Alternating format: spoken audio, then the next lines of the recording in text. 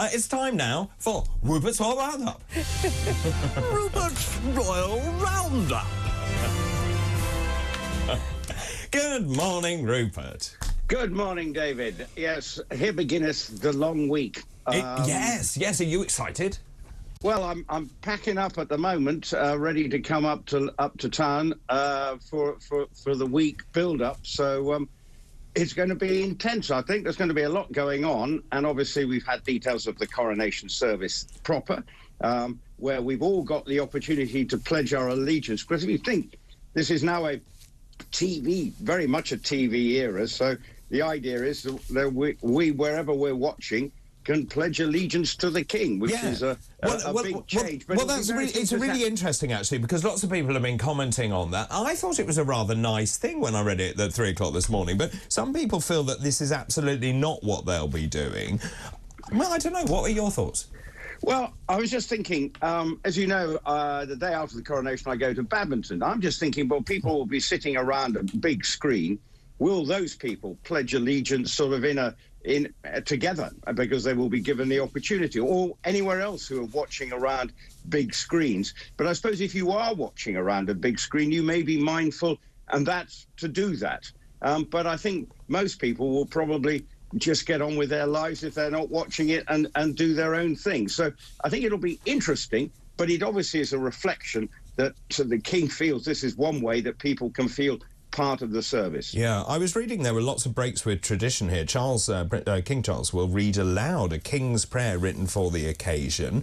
Also, King Charles, it seems, been greeted by one of the youngest members of the congregation, Samuel Strachan, 14, the longest serving chorister of the King's Chapel, which is amazing. And then, of course, we also have heard about the fact that all the faith leaders are going to deliver a message in unison across all of the different religions, for the Jewish, Hindu, Sikh religions, Muslim and the Buddhist as well. I mean, so clearly there's a break with tradition here. This is very much Charles putting his stamp on his own coronation. Yeah, and you think the Prime Minister is going to be reading a lesson in the service, and he's a Hindu. Yes, indeed. So, again, you know, that is, I suppose, as our first Hindu Prime Minister, excuse me, it reflects his position, but also the changing Britain. We're also going to hear a sermon from the Archbishop of Canterbury, the first time that has taken place in a coronation for over 100 years. So there are some tweaks, some changes, which reflecting the King's wishes. And I know, obviously, the Archbishop of Canterbury and the King will have been in deep consultation throughout the build-up to the announcement to make sure they try and get it right. And, of course, there's lots of pomp and ceremony, lots of singing, lots of, Zadok, a priest, will be playing one of the sort of defining moments of the coronation, will be playing as he's anointed behind that screen that has been built for it. So you won't see him being anointed, although you will see the Queen being anointed after that. But obviously that will be obviously the King's anointing is a far more symbolic and private gesture. Yeah, absolutely. Zadok the priest is such an amazing piece of music. It's very, very uplifting. I mean, it is extraordinary. Just in terms of the preparations, I don't know if you want to grab some water, Rupert. I don't want you dying before your big week. Well, at least you've got 2 doctors on hand. You might have to prove your skill level. Well, he's very skilled. It would be very exactly. That's a remote consultation. I mean, if nothing else. Isn't that the way of the world now? Anyway, David. Well, indeed. But just in terms of where we are, the preparations. Obviously, we know that rehearsals have been taking place in the middle of the night in London. We know that we have a pared down congregation. Also, of course, we've got all the dignitaries flying in as well. So any gossip that you've got on where we are in terms of preparations and managing what is going to be a very complex operation? Well, I mean, even to the changes, the service personnel, there's only going to be 5,500 to between 5,500 and 6,000. And here's the level of planning that they had to adapt.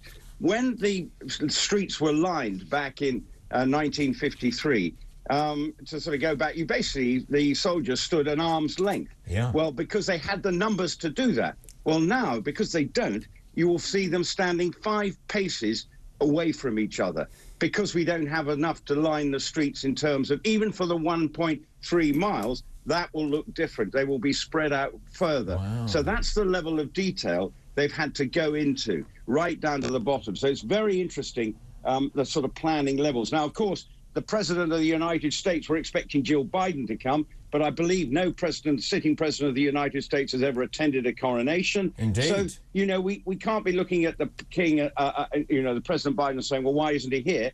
Well, they don't normally turn up, and there's probably some protocol reason for that as well. Bearing in mind the Americans left the king, it's probably something that shouldn't probably, back in the day, we see the President of the United States, given that they went away from us in an independence. So I can understand why we don't see the President of the United States at the coronation. So for people who do want to attend and come down to London and be there to witness this, what I think will be an incredible occasion, do you have any top tips about where people could go? I know there are lots of screens around London. I mean, it is going to be tricky to get around, and I guess people have to arrive very early indeed.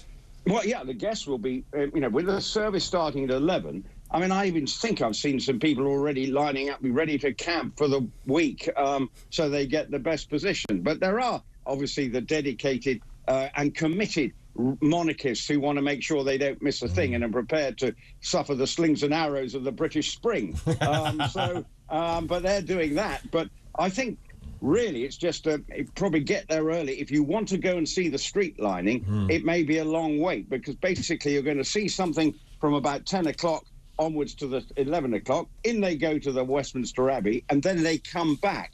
And of course, the one in 1953, it took 45 minutes for that procession to complete if you were standing in one spot.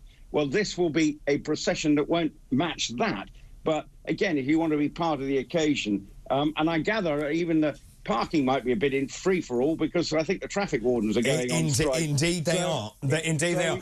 And Rupert, it's going to be a free-for-all on the streets by the sound of things. And just finally, very quickly, do you know where you're going to be? I'm hosting Coronation Breakfast from 7 till 10 on Saturday.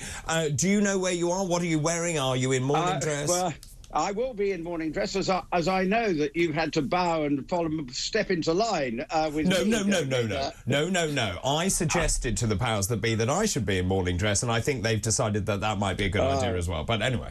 Okay. Sorry, David. To cast aspersions. But anyway, I'm not wearing this. Good job. Yeah. I will be I think I'm on top of Methodist Hall, overlooking Westminster Abbey, from 7 o'clock Saturday morning, to make sure I can fill you in with all the tittle-tattle and gossip that you so adore. Yes, indeed I do. I can't wait, Rupert. I can't wait to be reunited with you on Saturday. Thank you very much indeed, Rupert. Thank really you. Good to talk to you. That's Rupert Bell, TalkRadio's royal correspondent. Right.